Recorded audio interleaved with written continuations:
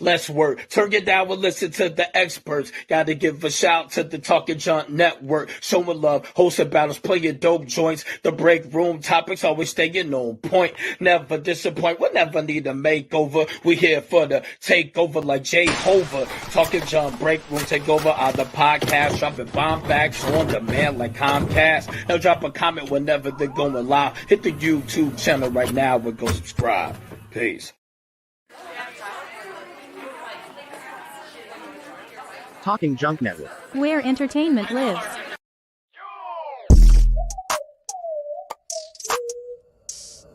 Welcome to Talking Junk. I'm your host, Jason Melendez. Live now every week. Talking Junk. A multitude of professionals in different aspects, different walks of life. You have to come on and talk junk like a normal person.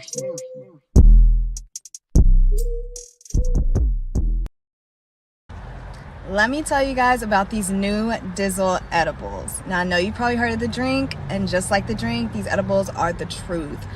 I'm typically a smoker, and I usually like to do it before I drive to take some of the angst off this LA traffic.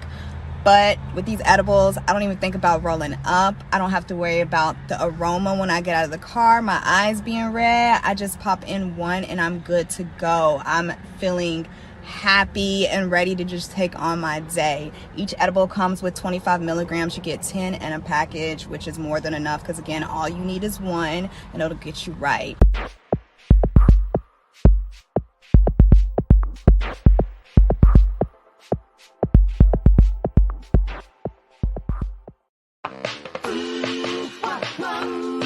It's time for all things cereal, games with cereal. We try cereal and we let you know. So if you love cereal, we love cereal, super cereal. We're giving away 1,000 bottles of syrup. If you go to the syrup store at syrup.com and put in the discount code free bottles TikTok, then you can receive a free bottle of syrup. Just pay for shipping. Very easy. We're going to do the first 1,000 bottles.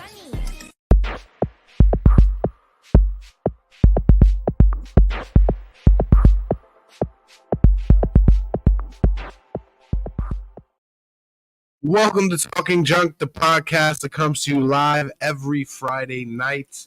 I'm your host, back again with another great guest. And if you want to get in on that TikTok giveaway for syrup, make sure you don't put the S. It's free bottle, not free bottles. So go and get you your free bottle of syrup right now. Now, we have a wonderful guest for you tonight. She is the author of Never Sit If You Can Dance, Lessons from My Mother.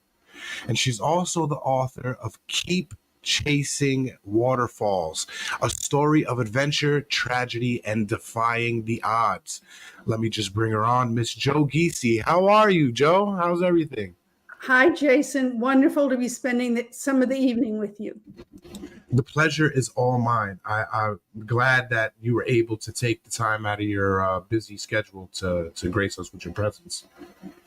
Well, my schedule usually consists of hiking, and so I wouldn't be hiking at this hour, so that's okay. Well, I certainly hope you wouldn't. It's pretty dangerous out there at night to be hiking. Absolutely. And now, is hiking a hobby of yours, or is it kind of a professional thing that you do? No, it's well, let's go back just a moment.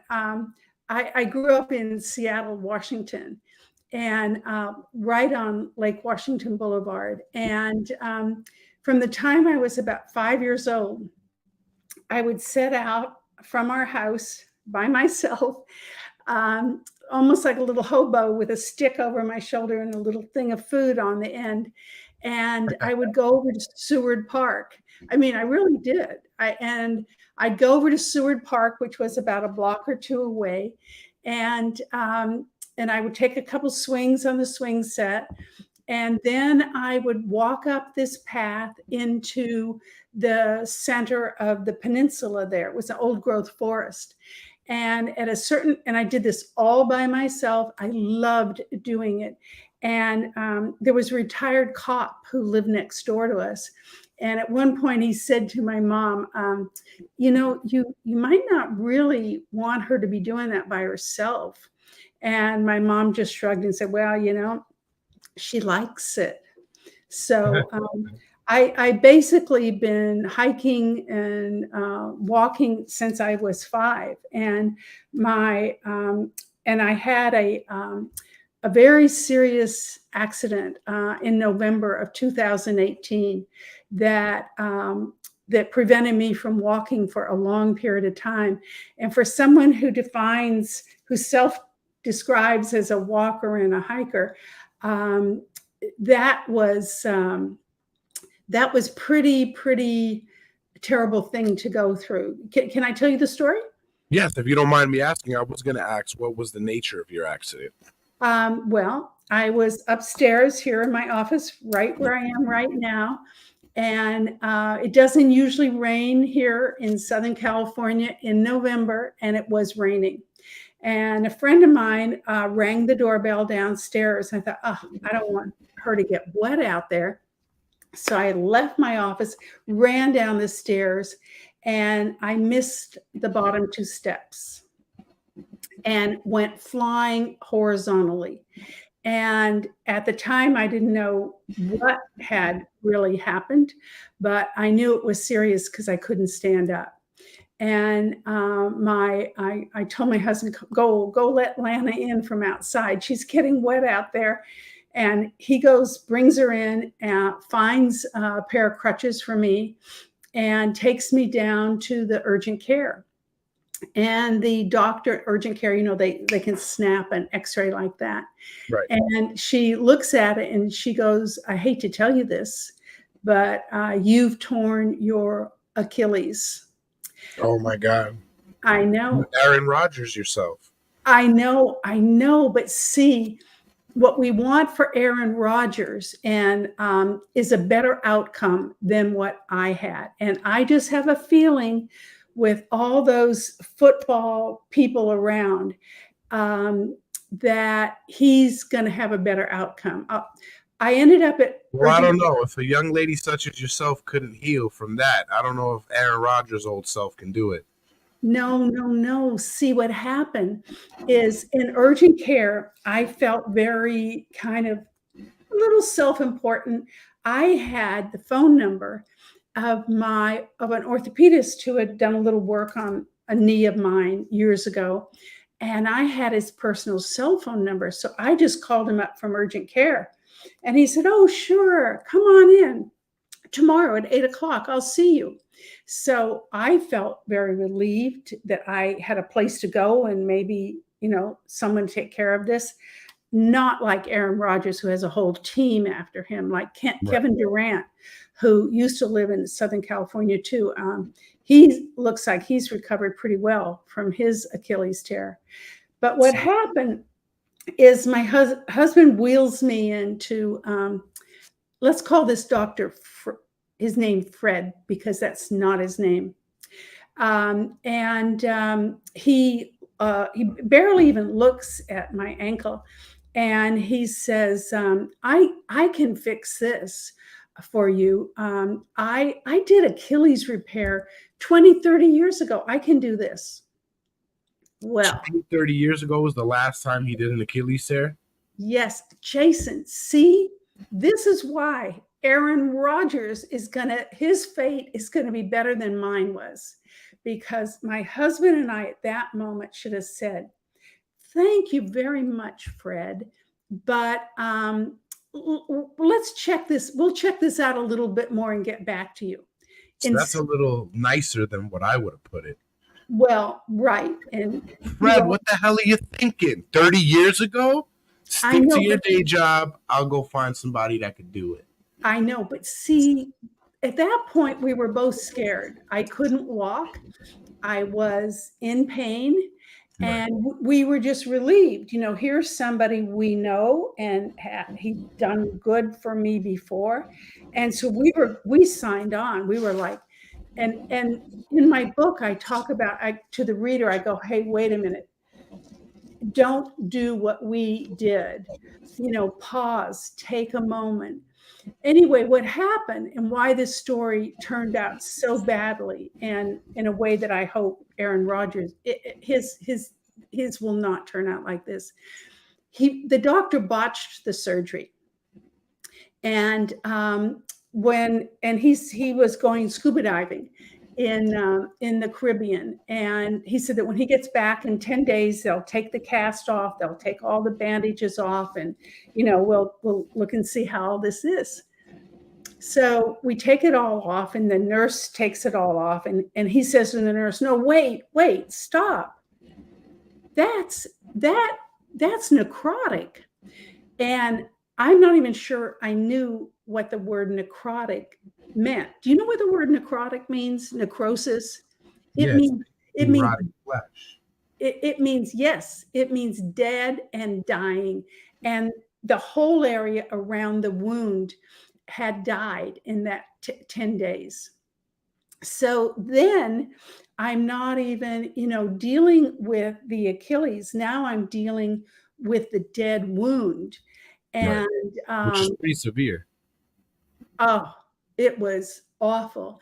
And then there's this whole series of doctors that I saw, and whole series of operations. But by about the fourth operation, and this was just to clean the wound, because it was really ghastly when one part of your body dies, and the only thing I could think of is like sepsis. This is going to,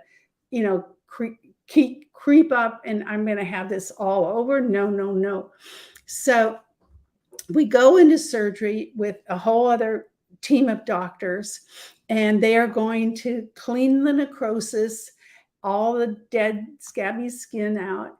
And then the doctor, Fred, who did the first surgery, is going to come in and reattach the Achilles. And the surgery is supposed to last about 5 hours. In less than an hour, this very nice surgeon was in the recovery room with me. I go, "What's going on here?" And they went in, and the Achilles had died.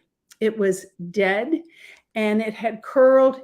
The strongest tendon in your body, the Achilles, had died and curled in on itself and was like a little slimy mess. And I know. And the doctor says, "You want to see the photo?" And well, what am I going to say? No. And I looked at it and go, "God, it's dreadful." And so now we're not dealing with the Achilles. We're just back dealing with the wound. So, and then we have to figure out, what are we going to do? I have a dead Achilles. And it was because of the doctor who botched the surgery. And sort of the idea of even bothering to tell part of this story is, my husband and I are pretty smart individuals. I've written 4 or 5 books. My husband is the kind of lawyer who argues cases at the Supreme Court. I mean, smart guy. But we did some really stupid things here. And because we were so nervous and scared. So like Aaron Rodgers, he is not going to lose his Achilles. They're going to have the very best doctors working on him. They will reattach it.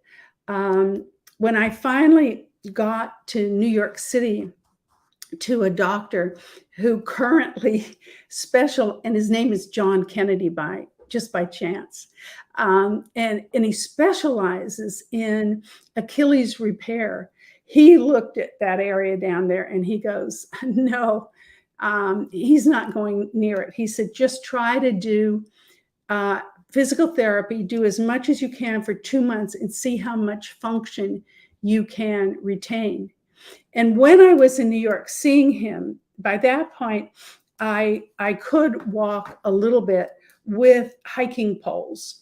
for balance. And I remember once I was near Broadway in New York, and some guy from the other side of the street sees me over there with my hiking poles, and he goes, "Hey, how's the skiing over there?" Well, I was not skiing. I was just trying to walk without falling down. Right. And and during that time, also my nickname was Scooter Girl, because I used a knee scooter to get around. And to inject some fun into this, I put one of those little bells like kids put on their tricycles, ding-a-ling, I'm coming. And so,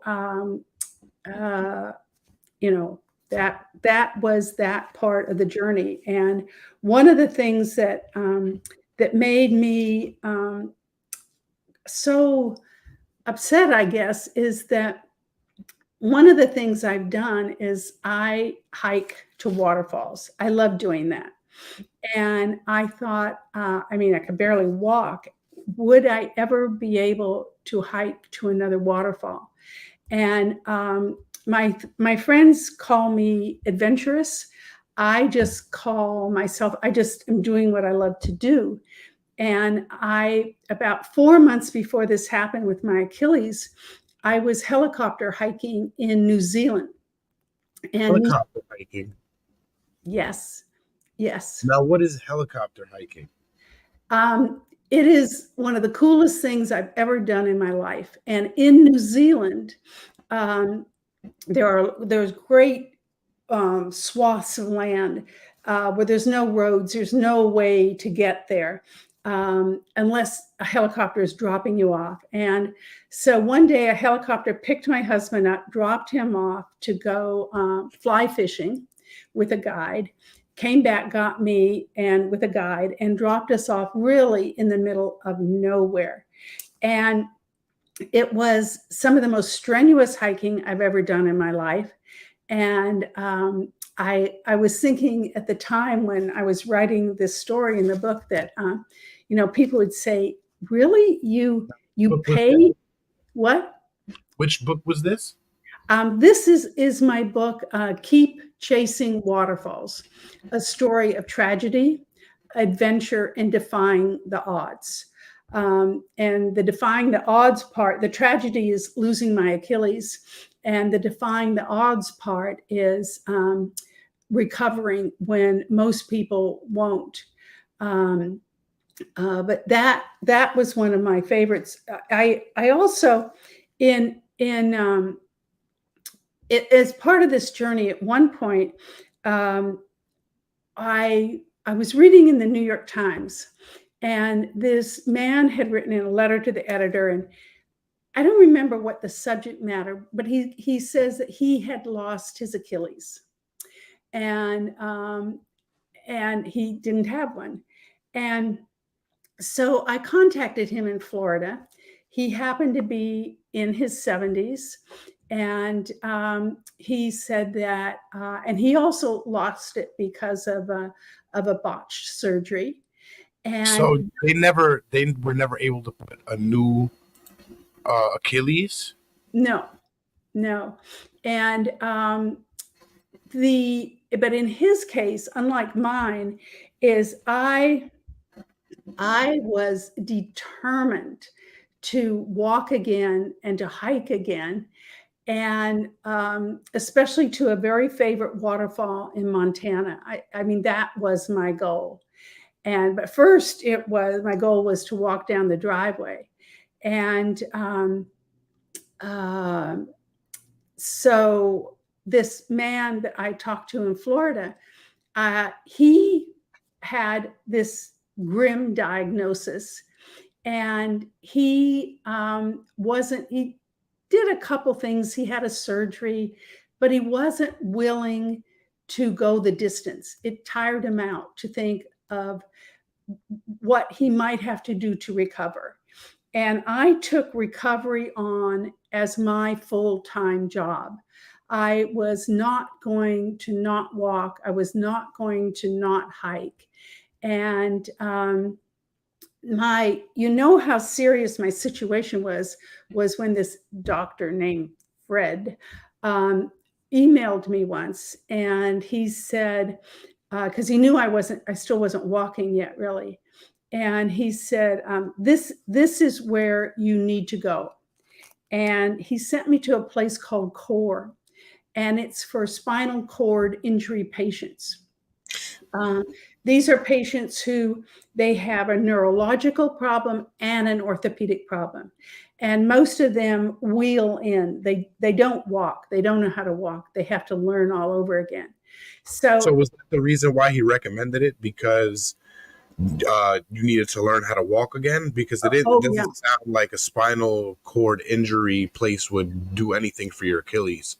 No, but what the director there, who has a PhD in sports medicine, he had never encountered someone who had no Achilles, but he's a real intellect. And my situation, after we did a 2-hour evaluation, my situation really interested him because he thought he could put all this vast knowledge that he has, he could apply it. And we worked together 3 times a week for 2.5 years. And I asked him at one point, I said, okay, so what's the difference? And I'm surrounded by people over there at CORE. There's always about 5 or 6 of us working out at once in different ways. It's nothing like a gym. Don't picture a gym.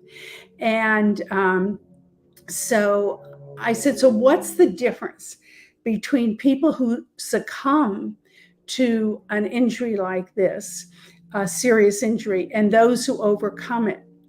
And he said that it was my attitude.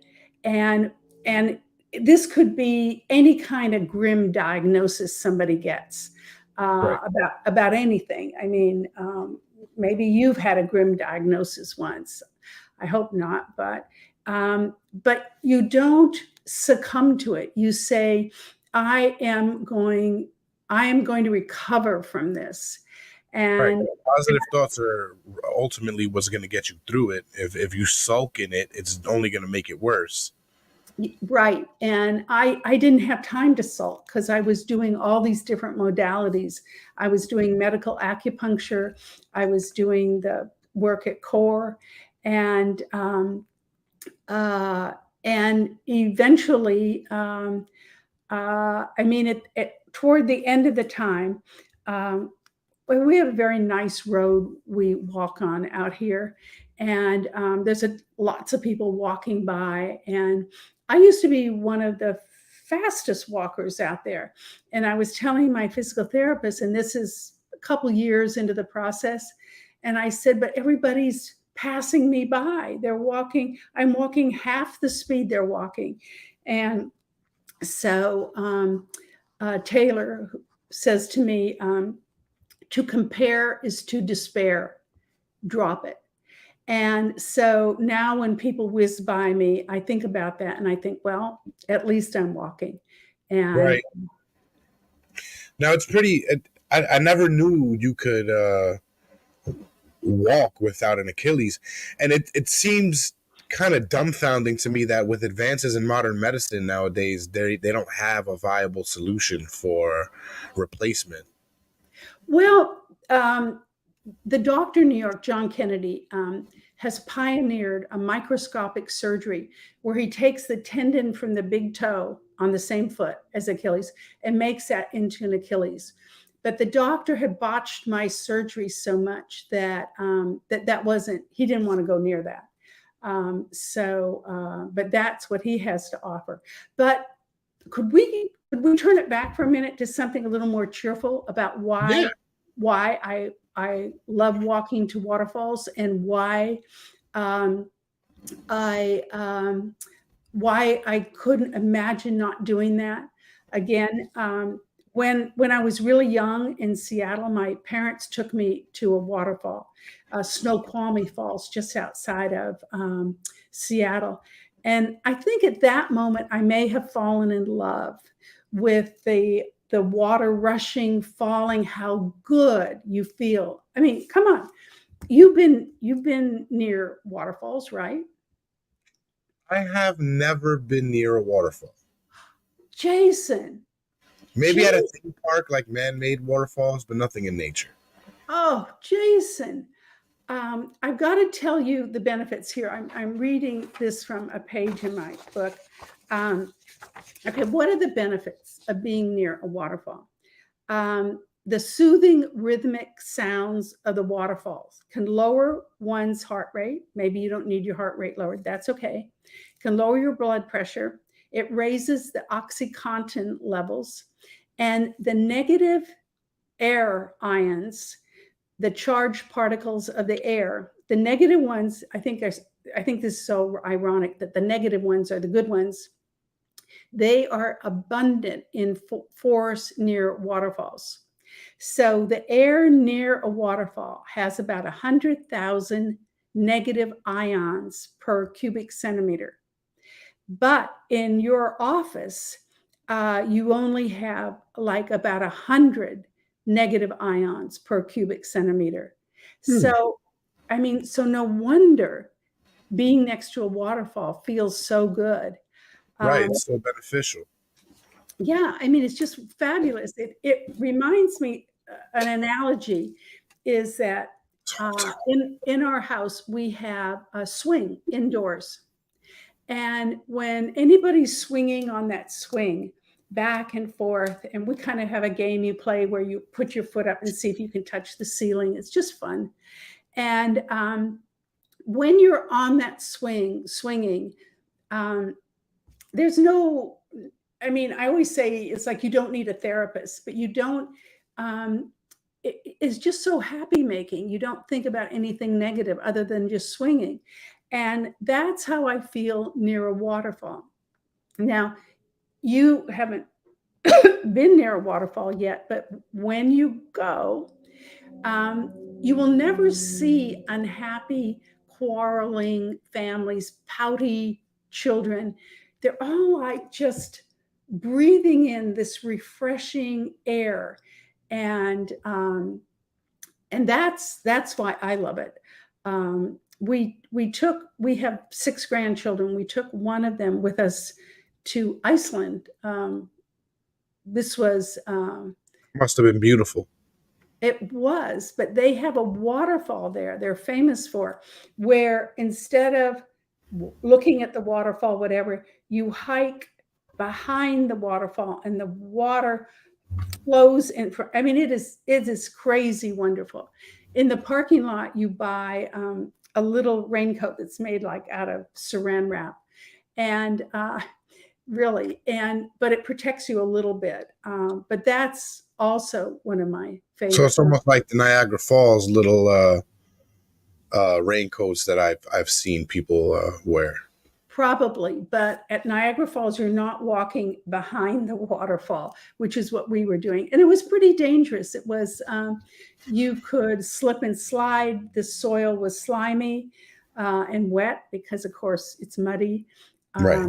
And that was, of course, before I lost my Achilles. But and another hike to a waterfall that I love, and this is really crazy, is in Montana, there's a waterfall on the way to Big Sky. And I had never done this before. And I asked a friend, I said, come on, let's try this. And in the summer, there's hundreds of people in the parking lot. I think there was one other car in the parking lot on that cold, it was New Year's Day, on that cold, wintry, snowy New Year's Day. And we set off with our hiking poles and our yak tracks those are spikes that you put on the bottom of your boots. And we set off down this vertical trail that really was icy. And I mean, you really had to pay attention. And then we finally get to this waterfall that is, it's all frozen, and it's like turquoise glass frozen down the side of this mountain. I mean, it was, on the way back, my friend, who is not as much of a hiker and outdoors person as I am, she said, she had gotten it. She had gotten the awe-inspiring moment of being in nature. I'd say that's a crazy moment to have an awe-inspiring. It's I didn't know free-flowing water like that could just freeze over. Well, if it gets cold enough, it does, and it totally freezes over. And it was beautiful and dangerous. Yeah, and the path was dangerous, but we were doing the safe thing. We had the spikes on the bottom of our boots. We had the hiking poles, but see, this is the point of that story is you take someone like myself who is, jumping out of helicopters, hiking in winter down icy trails, and all of a sudden, for 144 days, I was on a knee scooter and I couldn't even walk. And I don't know if I'm going to be walking again. Now, you've since started walking again, correct? Yeah. Oh, yeah. Yeah. How long did it take you to start walking again? It was probably, it was 144 days when I wasn't walking. And then I gradually met up with the director of CORE, who took me on as his personal mission. He is going to help me. So it was really about 2 years before I'm really. I'll tell you a story that was particularly moving for me.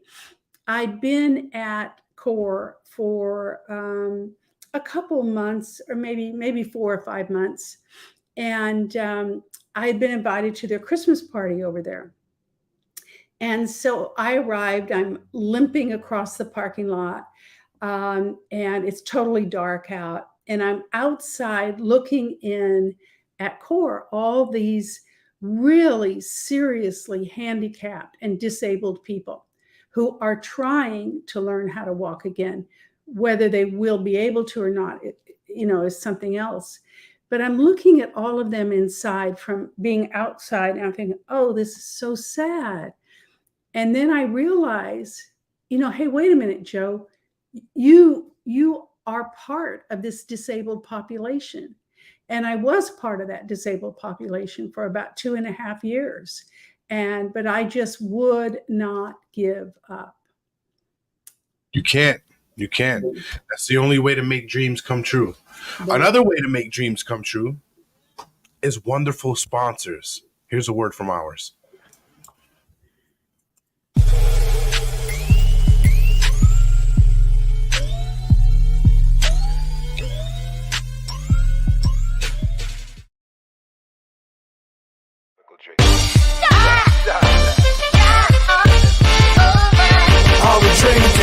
Me and my team, whenever we link up, they're gonna be drink up. We sit down, relax and have few glasses when there's things to think about. Like I'm nice with the bars when I tend to the bars and I'm not talking drink ups. So tell the bartender that's tending the bar to please pass me a big cup up. And tell the waitress is waiting on us to put a little ice in it. Now watch the ice become weightless like the spaceships that I be sitting in. No wait and listen, no, they're waiting for that tropical twist that'll tickle your taste buds. Now taste some. Now I insist it's the Giese.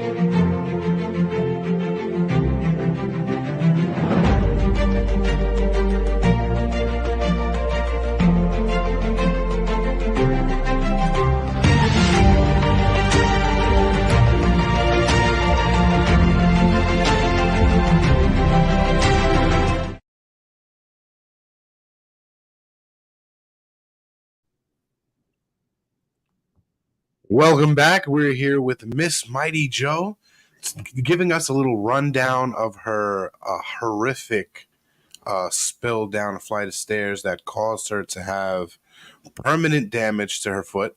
But she, against all odds, rose above it and is a walking, hiking, missing Achilles,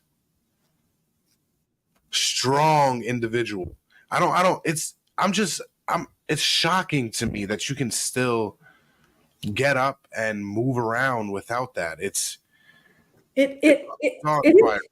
is a shocking story. I think it's a testament to one's will, that if you're given a grim diagnosis at some point of anything, you can just, many of these things, you can set your mind to it and just not give in. Right. Now, was this accident before you wrote your books, or was it after?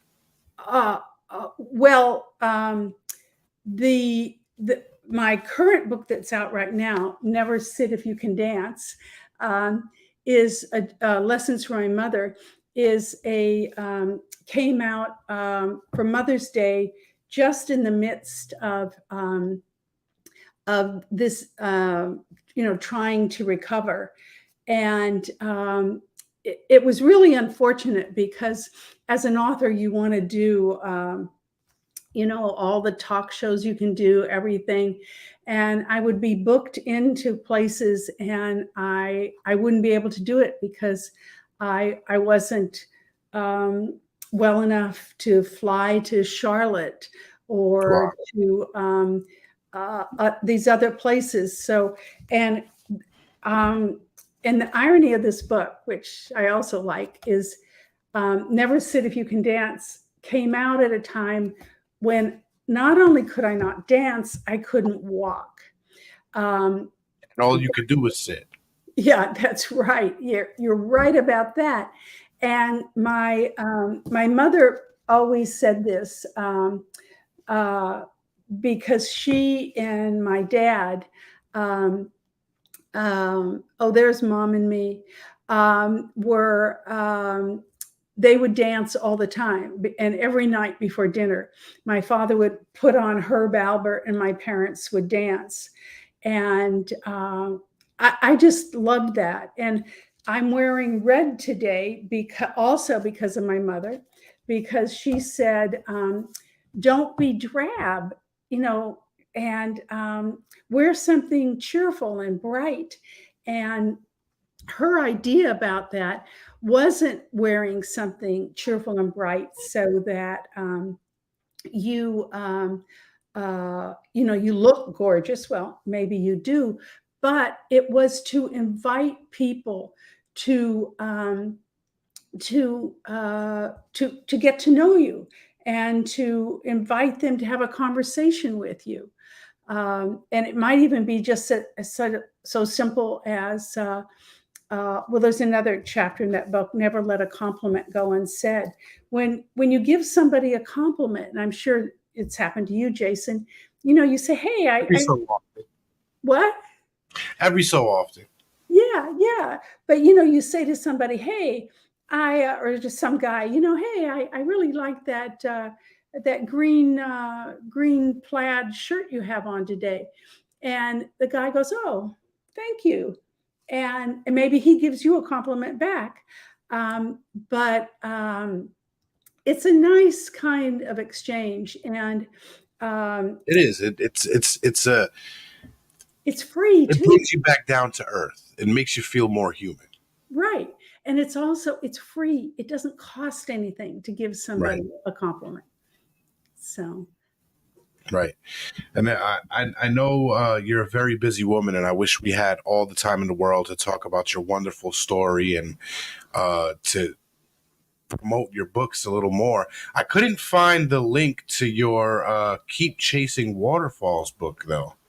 That is because my agent right now is in the process of finding a home for it. Okay. All right. Well, be sure to send us a link so we can put it up on our Instagram as soon as you get it. I'll do it. Thank you, Jason.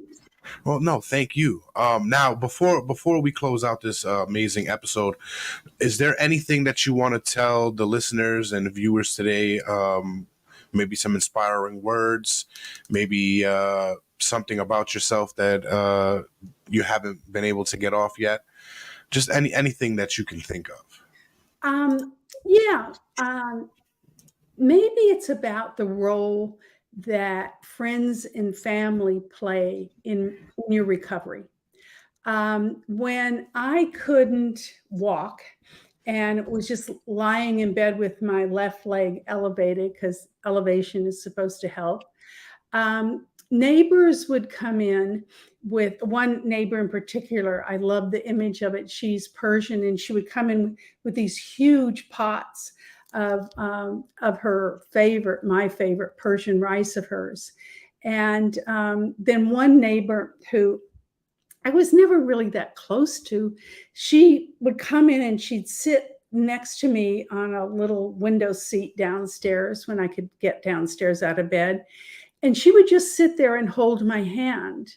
And another neighbor, I almost forgot about this, came over and sat opposite me and just held my feet. Sometimes it's not necessarily so much what somebody says. I'm talking about holding somebody's hand, holding their feet, bringing them some wonderful Persian rice. But knowing that you matter to somebody else and your recovery matters. So friends and family were really, really important. It also, it keeps your spirits up. It most definitely does. Joe, thank you very much for coming on the show. We hope to have you on again sometime soon. Thank you. It's a wonderful way to spend the evening. Thank you. Thank you very much. Good night. Good night. Don't go nowhere.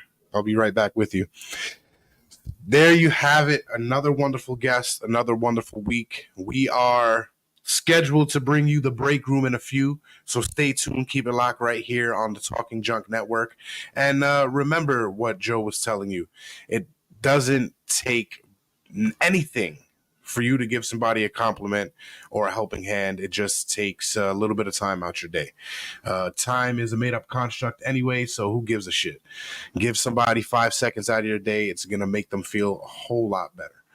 Give people flowers while they're still here, because nobody can hear your compliments or how much you love them when they're dead. So don't wait till they're dead. Give them their flowers now.